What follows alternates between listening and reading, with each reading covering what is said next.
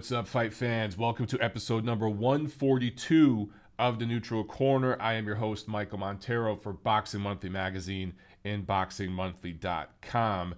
Recording this early Monday morning after a long night watching baseball. These late night playoff games are killing me. They're killing me. But it was a good game last night between the Dodgers and the Braves. How crazy is it? My former hometown and my new hometown are battling. You know, I'm kind of going back and forth, but, you know, hey, I'm pulling for the Dodgers, okay? I lived in LA for a decade. I haven't lived in Atlanta long enough to pull for the Braves. However, Tiff and I are going to Game 4 of the National League Divisional Series tonight at SunTrust Park, so that's going to be a lot of fun. I've never been to a playoff game before, so it's going to be a lot of fun. I know Tiff hasn't either. Also, for those of you guys who you follow me on Twitter or Facebook, Instagram, you already know because you saw my post. I closed on a home Friday, bought a house here in the Atlanta suburbs, and that is why we moved out here, was to buy a house. I've lived in the city my whole life. I've always been in apartments. I've never had a yard. We found one. It's a little over 50 years old, and there's a lot of original stuff in it, original floors and cabinets, so I'm ripping a lot of stuff out, going to be doing a lot of renovations. However, one of the rooms there is going to be the studio. It's going to be the studio where I do this show here, TNC, and that's where we're going to get everything hooked up, where it's going to be live call, live video. So guys, it begins. It starts. We're starting to get everything set up. It's going to take a while. I'm going to have to rip a lot of shit up, but eventually, a few months down the road, we're going to have the new house together, and that is going to include the new Montero Unboxing Studio. It's going to be bigger and better than ever.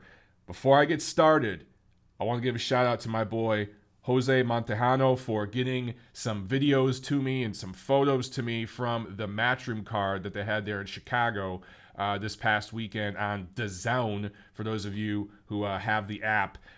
Jose sent me some videos and stuff, including some real good stuff of the heavyweight fight between Jarrell Big Baby Miller and Tomas Adamek. A lot of Adamek fans in the house there in Chicago, which makes a lot of sense. There's a big Polish population there, but boy, Adamek did not belong in the ring with Miller.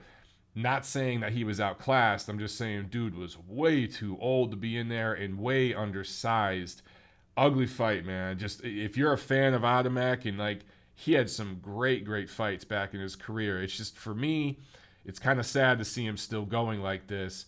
But, Jose, it looks like you had a hell of a seat, man, because the videos you shot, you were pretty close to the ring, so it looks like you had a good seat. Thank you for sending that stuff to me, homie, to give me an impression of what was going on there at the arena there in Chicago. It looked like it filled up pretty good in that lower bowl towards the main event, so it looks like it was a pretty fun atmosphere.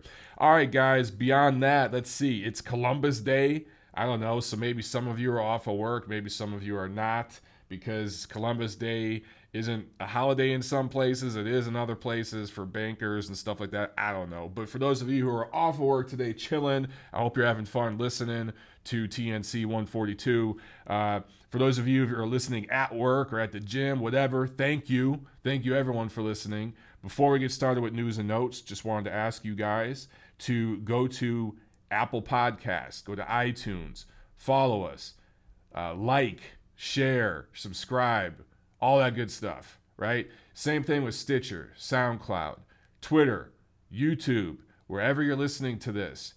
Please, please, please follow, like, leave a review, leave a rating. I know it's a pain in the ass sometimes, but guys, it helps me out tremendously. So please do that. That is your fee for episode 142 of the Neutral Corner. Wherever you have not followed yet, or liked, or given a rating, or a review, please do so this week. And please get the word out about the podcast, all right? Let's get to some news and notes. Okay, so the WBC recently had their convention. You guys have seen some of the mandatory fights that they've mandated. Some of them I like, some of them, I don't know. But all in all, some interesting stuff. One big one, though, the big news thing here is Canelo Alvarez. So the WBC, who was out of the Canelo Alvarez business for a while there after they forced Canelo to fight Gennady Golovkin back when he beat Miguel Cotto. This is going back to, I think, late 2015. Either late 2015 or 2016. The years are all blending together. I can't remember. I believe it was the end of 2015 when he beat Cotto. And he inherited Cotto's mandatory, Gennady Golovkin, right? Well, Canelo didn't like that because he wanted special treatment. And because of that, he dumped the WBC belt. You guys know the story. And he basically told Mauricio Sulaiman, I ain't doing business with the BC no more. And it took a couple years for the WBC to get back in the good graces of Canelo Alvarez. And now they are again. And now Canelo has that signature victory over the best opponent he's ever faced, Gennady Golovkin, all things considered. I know some of you will point to Mayweather, but all things considered, I think, look, if Floyd Mayweather had moved up to 160 pounds and fought that version of either Canelo Alvarez or Gennady Golovkin that we saw September 15th in Las Vegas, he would have lost. Yeah, I didn't stutter when I said that. He would have lost. So that's why Floyd never moved up and took those sorts of fights that we saw guys like Sugar Ray Leonard take. We saw Hearns. We saw Duran move from lightweight to take fights like that, right? They moved up, and those guys eventually fought Hagler at 60. So anyway, yeah, overall best fighter, best opponent he's ever faced, and got the W. So Canelo's coming off that huge signature victory. And the BC wants in on that business. I understand that. So why do I say all this? Because they are allowing a voluntary defense, which is not abnormal, but they are allowing him to do a voluntary defense in another weight class. And not only that, but fighting for a piece of a title in another jurisdiction. So Canelo Alvarez is going to fight Rocky Fielding December 15th. And I tweeted about this. Is it a shit fight? Yeah. It's a much shittier fight than David Lemieux. A lot of you are bitching about the Lemieux fight, but let's face it, man. At 160 pounds, David Lemieux is still a borderline top 10 guy. Is Rocky Fielding a top 10 super middleweight? I don't know. If he is, it just shows you that super middleweight's a weaker division than middleweight right now. I don't think anybody would deny that. But he has a piece of the WBA title, Rocky Fielding does. And he only has, I think, one loss, and that was a first-round knockout to Callum Smith, who just won the World Boxing Super Series. Now, if Canelo or Golovkin wanted to move up and fight Callum Smith, I'd be interested in that. But, yeah, to move up and fight Rocky Fielding, I ain't mad at Canelo or Golden Boy for doing this. I'm not mad at that. Canelo and Golovkin both deserve a soft touch. And Golovkin had a soft touch earlier this year, Vance Martirosyan, but you guys understand that it's not the same thing as what Canelo's doing here. Golovkin had to fight he didn't have to fight somebody. And yes, he could have fought Sergey Derevyanchenko, but he wanted a soft touch so that he could get some work, not get injured, not lose possibly, and not take too many bumps and bruises and cuts or anything like that. And Vance Martirosyan was the right opponent to secure the rematch with Canelo. We get what that was. Now maybe that's what Canelo's doing here. Taking a soft touch, they feel they can beat Rocky Fielding fairly easily, and then they can secure the third fight with Golovkin next May. So maybe that's their plan of action here. I don't mind any of that. Here's where I have some issue. This is for a title at 168. And now this is going to be marketed as a third title in a third weight class. And we all know that's absolute bullshit. Okay? I considered Canelo a legitimate titleist at 154 pounds. If you look back, he beat some quality fighters to win titles there. Particularly Trout. Right? That was, I believe that was a title unification.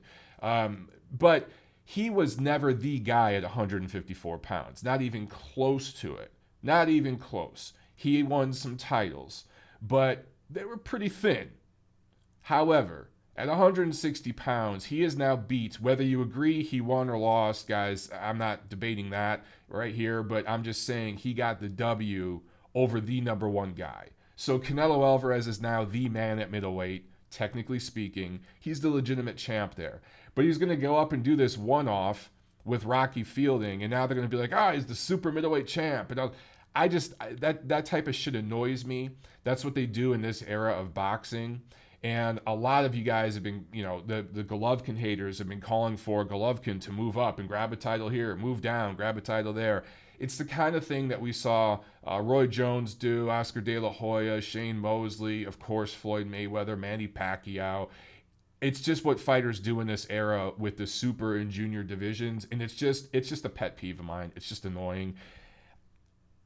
I get it from Canelo and Golden Boy's perspective, but am I going to rate Canelo as a champion or even a legitimate titleist at 168 pounds? Hell no, because I don't rate Rocky Fielding there. My biggest issue with all this is with the WBC, because I just pointed a second ago to the Canelo, Cotto, Golovkin situation from a few years ago, right?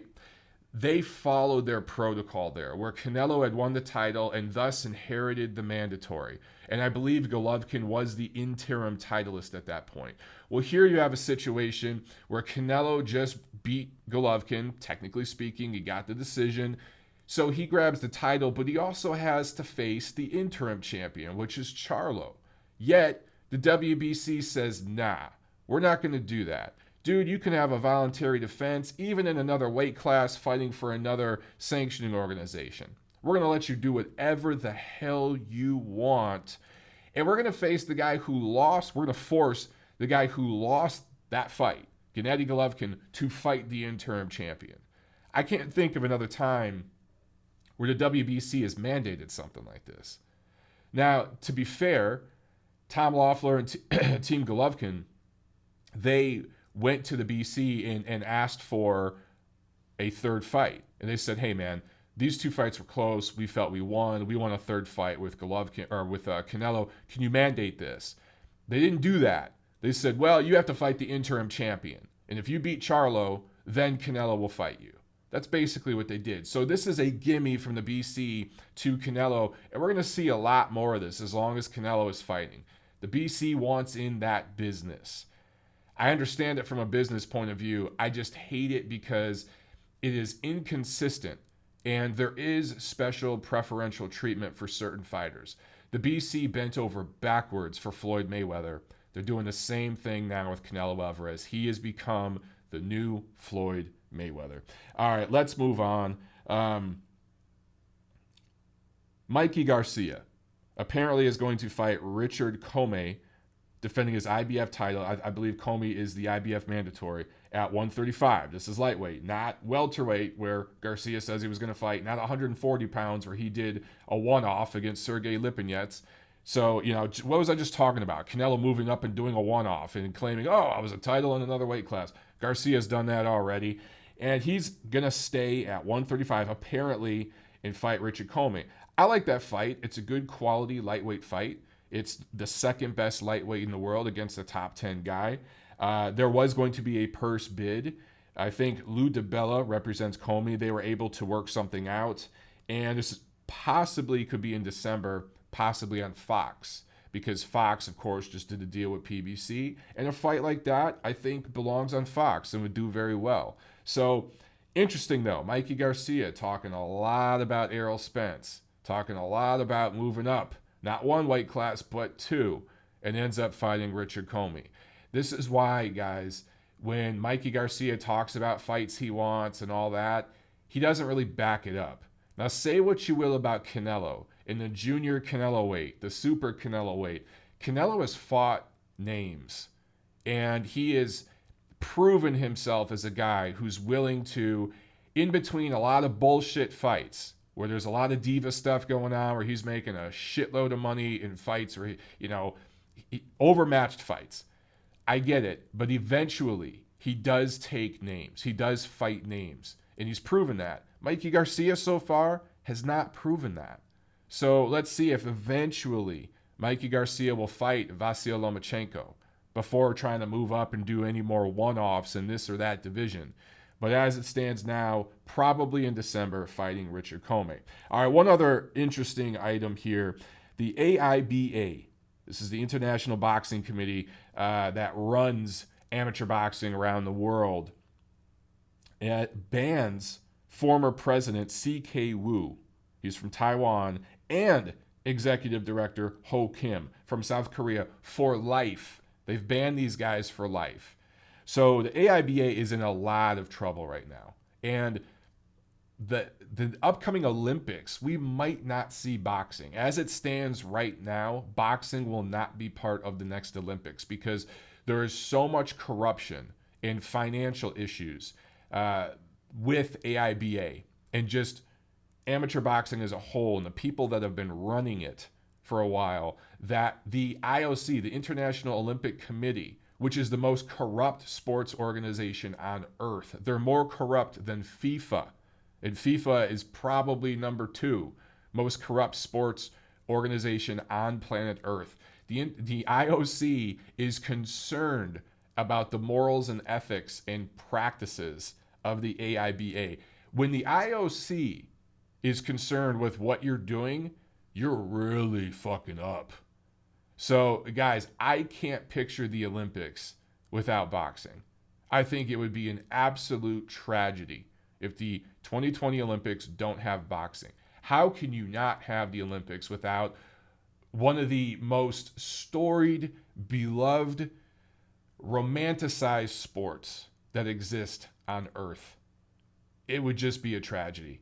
But it looks like they're trying to clean some shit up. This new guy that's taken over has been linked to organized crime, so I don't know if he's going to be an improvement or not. It might just be going from one dictator to another, but they've banned 2 guys for life. So I don't know. Maybe there's some silver lining in this cloud and they're going to clean shit up enough to where we can salvage boxing for the next Olympics. We shall see. All right, that's enough for news and notes and ranting against the WBC. Let's get into the review of what took place in the ring last week. All right, so Thursday, October 4th, last week, at the Hangar in Costa Mesa, California. It was Golden Boy Promotions on ESPN2. In the main event, Oscar Negrete and Joshua Franco fight to a draw in a bantamweight fight. The scores are 95-95 and then 96-94 both ways. Both have one loss on their record. Franco lost by stoppage. Negrete went the full distance with Ray Vargas. He moved up in weight and fought one of the better fighters in that division and lost by decision. So here's the difference, though. Franco is 8 years younger. Negrete's in his 30s. Franco's still in his 20s, his young 20s. So he has more time to learn and grow from this. They talked about possibly doing a rematch. It was a good quality scrap. I think that why not do a rematch? If the ratings did pretty well and the fans want it, look, it's an ESPN2 level fight. This isn't like, huge fight. But for that level of fight, if both guys want to do it again, I say do it again. My prediction is that Franco, generally in these situations, the younger guy in a rematch scenario can do more. There can be more adjustments. He can change the game plan more than the older man, and we'd see Franco pull out a close decision.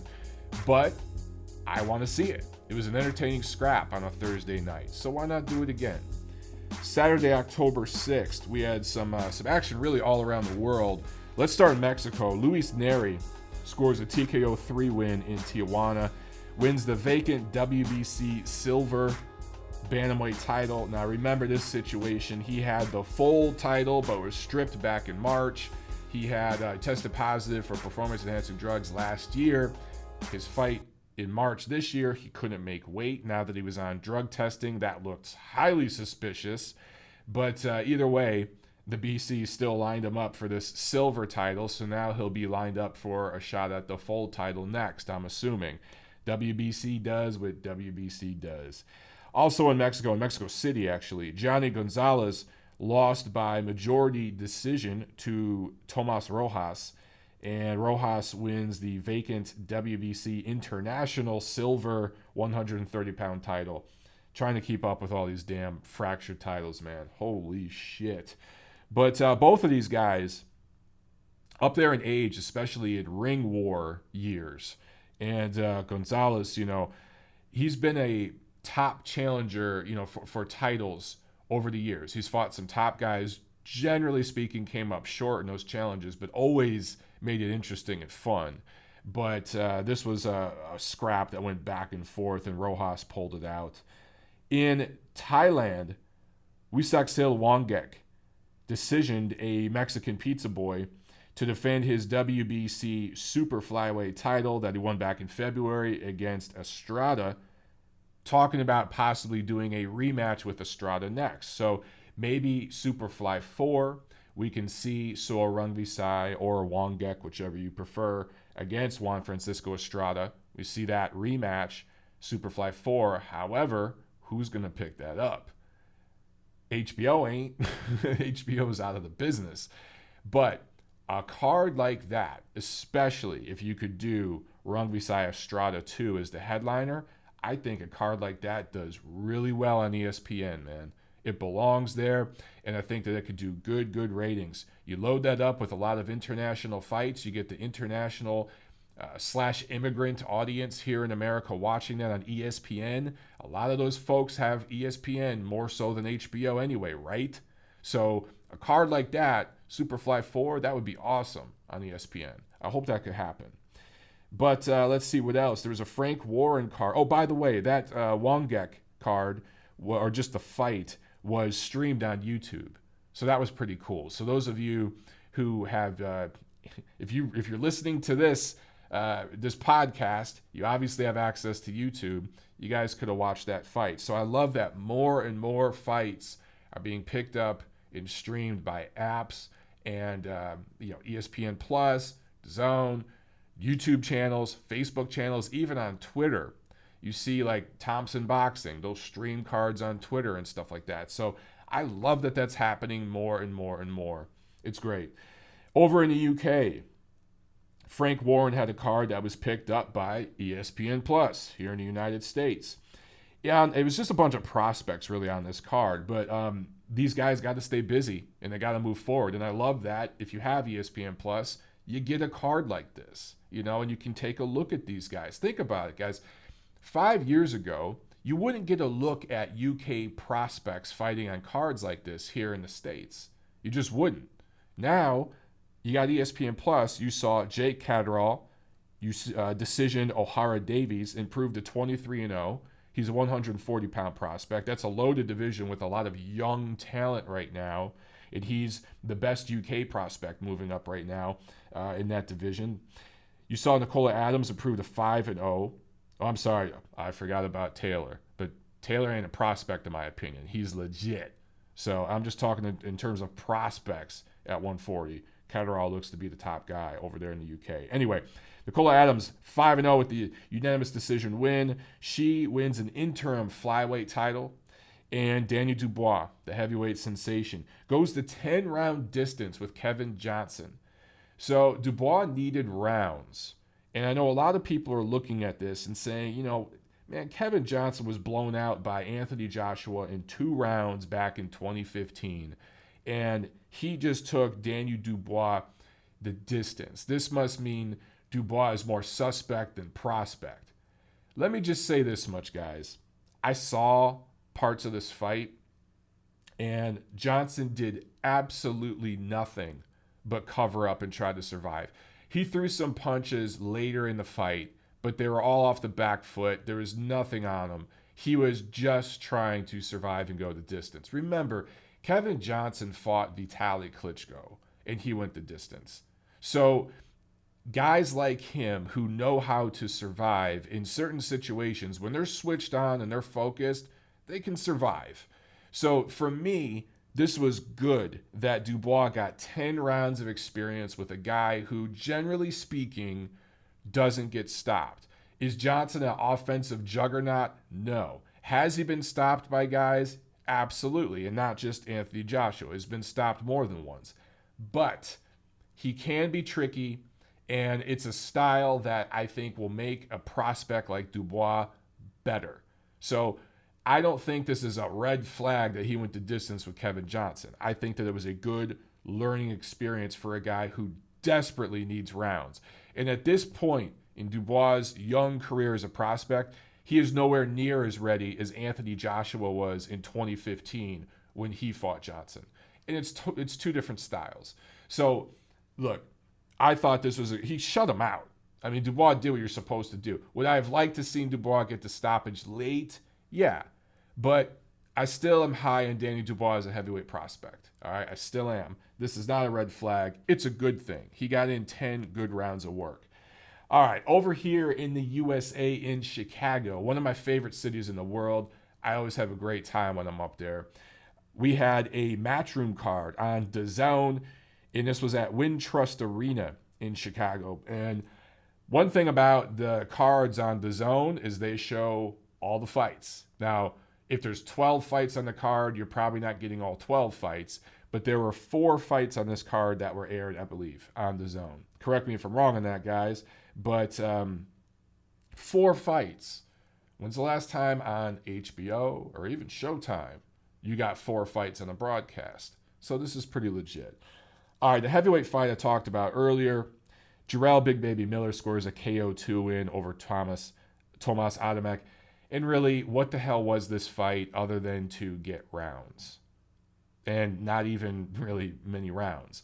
This was just a huge man walking back a smaller, completely physically shot and past his best man. So I don't even know if this was worth it in terms of getting work and rounds. Did this really prepare Jarrell Big Baby Miller for what Eddie Hearn wants to do with him, which is fight Anthony Joshua in New York probably next year? No, not at all. Not at freaking all. But it kept him busy, and he gets a W, and he gets a stoppage. And Big Baby Miller doesn't really stop people because he's not that kind of puncher. But it was a barrage of punches. He got Adamek, pushed him back into the ropes. It landed some good uppercuts. He found a right uppercut on Adamek, which is not hard to hit him with, and some hooks and such, and that was it. But you think about it, man. Adamek, the best work he did in his career was at 175. You could maybe 200 pounds, but this is a dude who fought at 175 for a while. And Big Baby Miller, in between fights, weighs 350 pounds. He works himself into shape down to 300 pounds. So just do the math, guys. That is twice the weight of Adamek's original athletic prime weight. He had to bulk up to be a cruiserweight, and he was a pudgy heavyweight. So 350 pounds versus 175 pounds.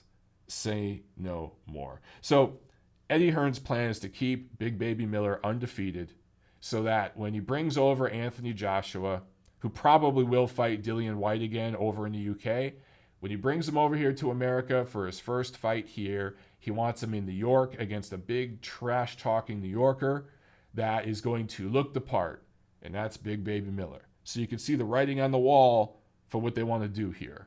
It makes sense. I get it, but it's pretty obvious what they're trying to do. All right, also on this card, obviously, Artur Beterbiev scores a KO4 win over Callum Johnson, but not before he was down in the second round. So there was a kind of a knockdown in the first round where they got tangled up a little bit, and Johnson's head went through the ropes, and Beterbiev just nailed him on the side of the head. Johnson went down. Now, to me, that's a foul.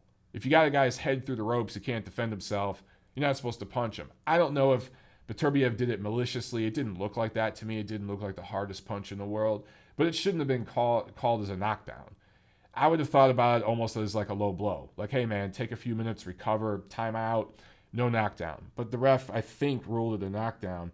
But then in the second round, Beterbiev came in wild, and Johnson caught him, knocked him down. But eventually, class revealed itself. Beterbiev knocked Johnson down in the fourth and out for good, defends his IBF light heavyweight title for the first time. The problem with Beterbiev, he's got some skills. He hits hard, nice straight punches when he's focused, but he's so inactive. He's been so inactive and so injury prone. I don't know, man. I don't, based on what I've seen recently, his title winning fight and then his first title defense, I don't see a guy that beats Ilir Alvarez, beats Dimitri Bivol. That's not what I see here. And I don't even know. Possibly he'd beat Sergey Kovalev right now, possibly, but that's a damn close fight. So I just don't know if I'm 100% sold on Beterbiev right now. And there are a lot of people out there at one point that thought this guy might be the best light heavyweight in the world. And maybe he had the potential. And maybe this was just a bad style matchup for him. I don't know. I don't see the top guy in the division right now. That's just not what I see with him. Jesse Vargas and Tomas Delorme fight to a majority draw. They were fighting for the vacant WBC silver welterweight title. Man, all these silver titles from the BC, it's ridiculous. But that title stays vacant, I guess, because this was a draw. Both guys were dropped in this fight. Vargas, on paper, should have won this fight. On paper, I think Eddie Hearn was hoping this would be a good quality scrap between a guy of Mexican heritage and a guy of Puerto Rican heritage, especially doing that in Chicago where there's a good population of both, particularly Mexicans. Makes a lot of sense from Eddie. And I think he was wanting Vargas to get that W, but didn't look too great. There were moments in this fight where both guys looked like they were going to take control, and then they kind of let their opponent off the hook and let their opponent work their way back in. So anyway, Vargas 2-2-2 in his last 6, going back to 2015. 2 straight draws for him. So I don't know where they go with Vargas from here. Delorme, in my opinion, was brought in as a tough opponent, but the plan was for Vargas to get a victory here, and he escapes with a draw. Also, Daniel Roman, TKO10 win over Gavin McDonnell, who has some skills, good amateur pedigree, but cannot punch through a wet paper bag. So in the pros, you will find guys that will take your little peppery punches so they can work through it and land their own shots. And that's exactly what Roman did here with McDonnell. Defends his WBA super bantamweight title for the 3rd time. McDonnell went the distance with the WBC super bantamweight champ Ray Vargas back in 2017. So for him to go the distance with Ray Vargas, who I said is one of the best in that division, if not the best. He might be the best in that division. For Roman to get McDonnell out of there shows just how much he has improved and his quality as a fighter. Now, he's taken losses early in his career, but it's clear he was learning on the job, had a limited amateur career, and has worked his way up and learned from those losses. And now he's a class fighter, 122 pounds. He won the title in Japan last September, defended it back there in Japan this February, then fought in Texas in June, defended it, and now just defended it in Chicago. And this is a guy from LA. And on Sunday, October 7th in Yokohama, Japan, it was World Boxing Super Series action, Season 2. This was on the Zone, of course. And Ken Shiro scores a TKO7 win over Milan Melindo, defends his WBC junior flyweight title for the 4th time. Also, Kirill Relic scores a unanimous decision win over Edward Troyanovsky, 115-113 3 times. Those were the scores. This was the first defense of his WBA junior welterweight title. I just, when I watched this fight and when I saw the scores and everything and saw how competitive it was, I just thought to myself, yep, neither one of these guys is winning the tournament. Neither one of them is winning the tournament. Now, Relic got the victory, but he's just basically holding his spot in the semis for eventually Regis Prograis or Josh Taylor to beat him. That's just what I saw in this fight, man. Remember, Troyanovsky was blown out by Julius Ndongo, who we saw how limited he was when he fought an elite level fighter in Terence Crawford. I mean, Terence Crawford might be the best fighter in the world pound for pound, so I get it. But there are levels to this game. And for Relic to go, I'm not going to say life or death, but to have this close competitive fight with Troyanovsky, who really fought well, and I get it, it's a style matchup, all that stuff, but that just tells me really what we knew all along. Neither one of these guys is going to win this tournament, right? But it's boxing. You always have a chance. You got your left hand, you got your right hand, and those are your 2 best judges. So that's why they fight the fights. But the monster, Naoya Inoue, KO1 win over Juan Carlos Payano, and nobody called this. We all thought that Inoue was going to win. We all thought he would likely win by late stoppage. Some of you guys, I think, had a mid-round stoppage. But nobody thought that in the first right hand, Inoue was going to crush this guy with a first-round legit knockout. No TKO, no ref waving it off or corner stoppage. No, this was a legitimate, for the count, knockout. And you guys who follow me on Twitter, you saw me tweet out video of this knockout. It was absolutely beautiful the way Inoue set this thing up, man. He was pawing out with his jab, and Payano is a southpaw. So he was pawing out with his jab as well. So you saw both guys pawing at each other, knocking down the jab, trying to set up distance, right? So those of you who have sparred, you've done that 1,000 times. You understand that process. It's the first thing you do in an opening round when you're sparring with somebody. That's what these fighters both did. And they're trying to establish range. What Inoue did that was so beautiful, in my opinion, and just so beautifully textbook old school boxing, he pawed with that left jab and kind of did it at the same rhythm, a half speed, half strength rhythm to lull Payano to sleep a little bit. And Payano's right hand was up to block it and parry that jab, and he's trying to set up his own distance and range. So suddenly Inoue bursts with a hard, stiff, straight jab thrown at high velocity, high speed, and it goes under Payano's right hand, which was held up high to knock down and parry that pawing jab that Inoue was throwing out. So now you got Payano kind of lulled into a rhythm with that, right? Inoue shoots a beautiful, straight, hard jab, not to the top of the head, to the forehead, but right to the damn chin, under that guard of Payano, and immediately follows it up with a short, crisp, straight right hand.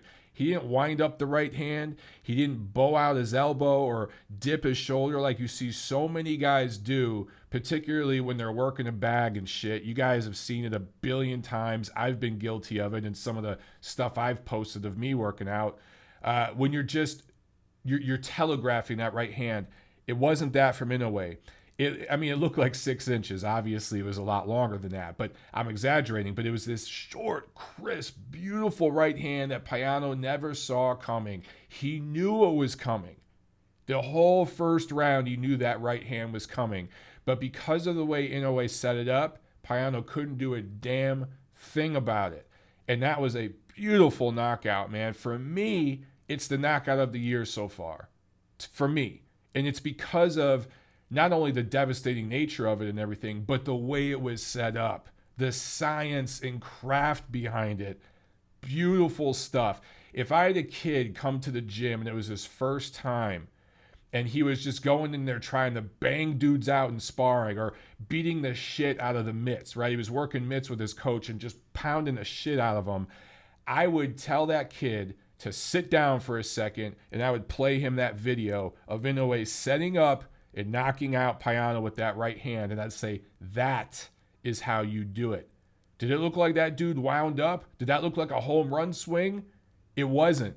He got it done because of how he threw the punches, and more than that, how he set it up. So anyway, the Monster is by far the favorite to win that bantamweight tournament. If you're not favoring him to win that tournament, you're crazy. The Colombian had never been stopped coming into this fight.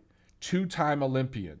A guy who knew his way around a boxing ring. And again, knew that right hand was coming. Couldn't stop it.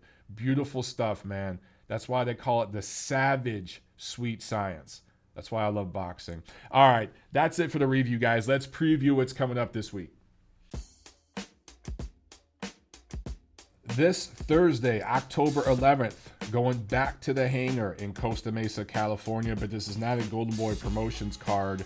I'm trying to think, who is this? This might be Roy Engelbrecht, this card. But for those of you out there in the OC who want to get out to see some fights Thursday, there's another card there. And Ali Akhmedov, a 23-year-old light heavyweight prospect. He is going to headline this. He's a Kazakhstan native based in Las Vegas. 12-0, 9 knockouts. He is scheduled to fight in an 8-rounder. So that is going on Thursday. Saturday, October 13th, there's a Matchroom card in Newcastle, UK. Lewis Ritson, lightweight prospect, 17-0, 11 knockouts, just fought last month, going up against the Belgian fighter Francesco. I don't know if Belgian people pronounce it that way. It might be Francesco. It looks like Francesco to me. Patera. So I like that Ritson, who is a very good-looking lightweight prospect, is staying busy. Just fought last month, getting right back in the ring. Also over there in the UK, actually in York Hall in London, Cyclone Promotions is putting on a card with several UK prospects. Here in the United States, in Salinas, California, Thompson Boxing is putting on a card headlined by 13-0 with 5 knockouts, featherweight prospect Ruben Villa. He's 21 years old. He is from Salinas, so he's going to be fighting in his hometown. I love that Thompson Boxing is doing it that way. Build this guy up, man. You see what Jose Carlos Ramirez is doing with Top Rank, how they're building up well, he's already has a dedicated fan base up there in the Fresno area in California. Thompson Boxing, I think they're looking at what Top Rank did with him, and they're trying to do the same thing here with Ruben Villa. 13-0, 5 knockouts, as I mentioned. Won 5 Golden Gloves national championships. So this kid has a lot of potential. Golden Boy Promotions card from The Joint in Las Vegas on Saturday, October 13th as well. That's on Facebook Watch. Angel Acosta from Puerto Rico is 18-1, going up against Mexican Abraham Rodriguez, who's 23-1. For Acosta, this is the second defense of his WBO junior flyweight title. Also on this card, Golden Boy Promotions welterweight prospect Rashidi Ellis. You've seen him on several of these cards when they were on ESPN 2. Now they're over here on Facebook. He's 20-0. And main events, junior middleweight prospect Bakram Murtazaliev. All right, Bakram Murtazaliev, who is 13-0. He's fighting on the card as well. It took me a second, but I got that name out. All right, so you guys remember these Facebook watch cards, yes, they're kind of run by Golden Boy Promotions, but in association with main events. So you see prospects from both promotional outfits on those cards. You see some of them on the West Coast, some of them on the East Coast. Also, Saturday in Ekaterinburg, Russia, World Boxing Super Series Season 2, available on DAZN. Cruiserweight action. 16-0, Andrew Tabiti, who is with Mayweather Promotions, going up against a Russian fighter, Ruslan Pfeiffer, 23-0. Just looking at these two resumes, Tabiti has already faced much better opposition. And yes, he's fighting a Russian, undefeated Russian in Russia. However, just class reveals itself. I expect Tabiti to win big in this fight. He should win wide on the cards or score a stoppage.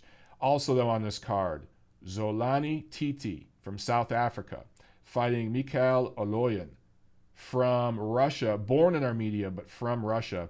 You look at these records, you're like, whoa, because Oloyan is 4-0, only 4 professional fights. You look at Titi, 27-3.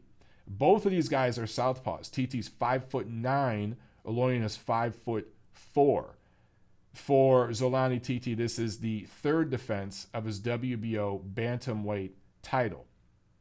I look at Oloyan on the fast track, making a huge step up in opposition. His last 2 wins were split decisions. He has 0 knockouts in his 4 pro fights. Now, 2-time Olympian, good amateur, but this is his first fight against a fighter like this, at this level. And I get it, it's his home country and everything, but you have to favor Zolani Titi big in this fight.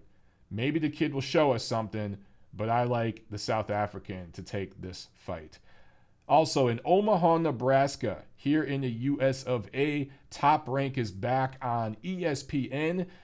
This is regular ESPN, not the app, at the CHI Health Center. Terence Crawford defending his WBO welterweight title, the one he beat off Jeff Horn, for the first time against Jose Benavidez Jr., who is 27-0 out of Phoenix, Arizona, 6'2", really tall for that division, 73-inch reach, 26 years old. Crawford, 5'8", more of your traditionally sized welterweight, 70-inch reach, 31 years old. So Benavidez is the taller, longer, younger, naturally stronger, you would think, man, naturally bigger man. So he does have that going for him. He's also got an O. So if a fighter hasn't lost yet as a pro, that does give them an edge in a fight. Of course, Terence Crawford hasn't lost either. So somebody's O has to go. I love that Crawford is getting some exposure on ESPN once again. So let's see what happens in this one. I want to see the atmosphere there in Omaha. I think it's going to be a lot of fun. I expect Crawford to win and win big in this fight. Also on this card, Carlos Adames. You guys have seen him before. He's a 14-0 junior middleweight prospect. And of course, Shakur Stevenson, who is on all these top-ranked cards. He's 8-0, featherweight prospect, American Olympian. Those guys are on the undercard. So, no major, huge fights this weekend, but a couple of important fights. A bunch of prospects continue to march forward. And we're getting some World Boxing Super Series action. We're getting that tournament kicked off, Season 2. And Terence Crawford, who might be the best welterweight in the world, might be the best pound-for-pound fighter in the world, fighting on the sports entertainment leader, ESPN. So overall, some good stuff, ladies and gentlemen. I hope you enjoy your Monday. I hope you enjoy your week. I'm going to get right back to renovating. I've been demoing my house all weekend. So that and watching these late-ass East Coast baseball games, going to a game tonight, and then the rest of the week I'm going to get right back to demoing my house. I'm ripping out everything, ripping out the floors, ripping out the appliances are old, the cabinets, the countertops, everything. And I'm going to basically rebuild the inside from scratch. It's going to be a hell of a process, but it's also going to be awesome when it's finished. So that's what I'm going to be doing this week. I'll see you at the fights.